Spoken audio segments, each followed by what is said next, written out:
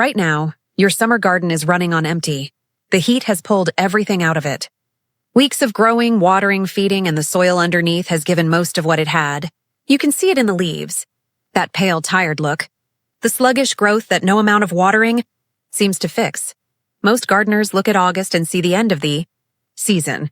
But buried underneath that exhausted surface is an opportunity most people throw away quite literally every single day. Your kitchen bin, vegetable peels, coffee grounds, eggshells. The stuff that goes straight from your hand to the trash without a second thought. That waste is not finished. It is fuel.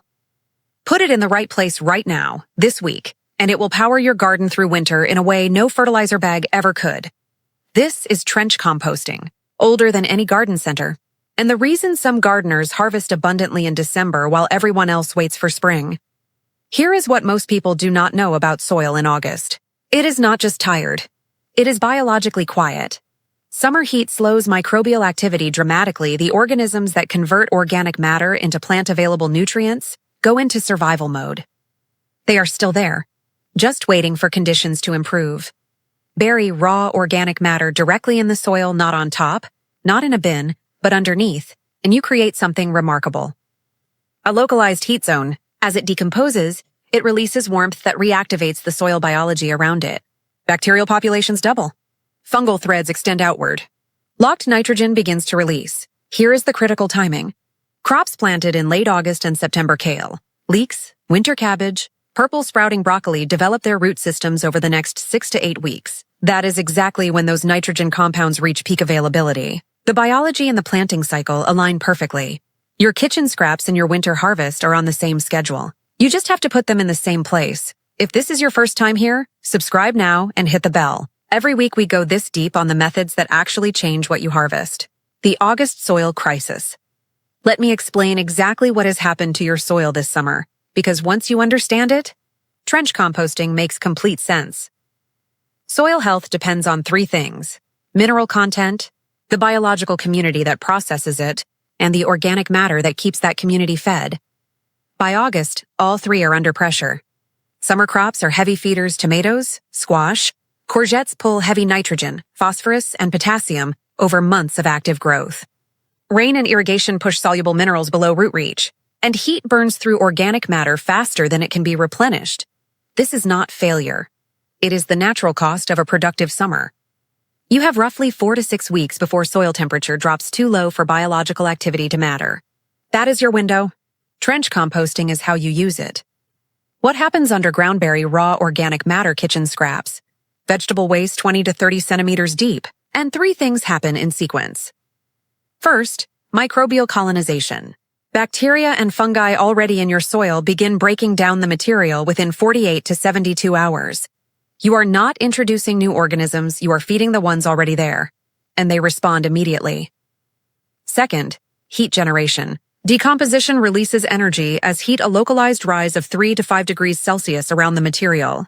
In September and October, as soil temperatures drop, this underground heat slows the cooling around your root zone, keeping plants biologically active 2 to 3 weeks longer than unfed soil. Third, nitrogen release. Proteins break down into ammonium, which soil bacteria convert to nitrate the form roots can actually absorb. That conversion takes 6 to 8 weeks. Plant your winter crops over the trench in late August, and nitrogen peaks exactly as those roots are establishing themselves. This is not a disposal method. It is a timed release feeding system, calibrated to the exact growth cycle of the crops that need it. How to trench compost. Here is exactly how to do this. Choose your location and dig the trench. Pick a bed where you plan to plant winter crops. Dig it 20 to 30 centimeters deep, about 20 centimeters wide. In a container, the same principle applies as central excavation, 20 centimeters deep if the container allows. Depth matters. Too shallow, under 15 centimeters, and you risk disturbing scraps when planting and losing the heat effect. Too deep, over 35, and the nitrogen takes too long to reach the roots. Add your scraps in layers. Not all scraps are equal here. Vegetable and fruit peelings, coffee grounds, tea leaves, and crushed eggshells decompose fastest and release the most plant-available nutrients. These fill roughly half the trench depth. Avoid meat, fish, dairy, cooked food, and bread. They attract rodents and create odor. Raw plant material only. Cover your scraps with 3 to 5 centimeters of finished compost or mature leaf mold. This inoculates the raw material with active biology from day one and suppresses odor immediately. Backfill with the soil you removed and water thoroughly. Decomposition cannot proceed without moisture, and August heat will dry the trench out fast if you skip this. Mark the trench and wait 14 days before planting. This is the step most people skip and the one that matters most. The initial decomposition phase generates heat spikes that can damage tender roots if plants sit directly over it too soon. After 14 days, plant directly over the trench for surface-rooted crops like kale and cabbage, or 15 to 20 centimeters to the side for root crops like carrots and leeks.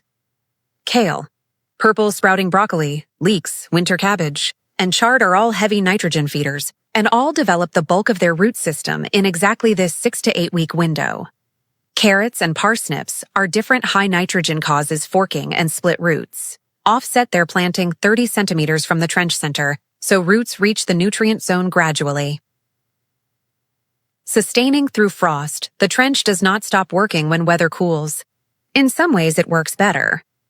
As soil temperatures drop through autumn, the decomposing material keeps generating low-level heat, a localized 3 to 4 degree rise that keeps microbial activity running 2 to 3 weeks past the point where unfed soil goes quiet.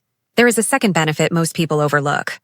Decomposition improves soil structure, leaving behind a network of small channels that improve drainage and water-holding capacity long after the material itself is gone. The bed you trench compost in August is structurally better by spring than the one beside it that received nothing. Mulch the bed after planting 5 to 7 centimeters of straw or finished compost to insulate the trench and keep that underground system running longer into autumn. Every time you scrape peelings into the bin, you are throwing away a resource. Not because you should feel guilty, but because there is a better place for it, 25 centimeters underground, directly beneath the crops that will feed you in January. Trench composting does not require products or equipment. Just a spade, some patience, and the understanding that your August soil is not exhausted, it is hungry. Feed it what it needs, in the right place, at the right time, and it will feed you back through winter. The gardeners who eat well in December are not doing more than anyone else.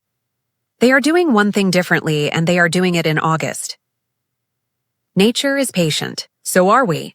Tell me in the comments, have you ever tried trench composting? Or is this the first time hearing about it? And what do you grow in winter? I read every single one.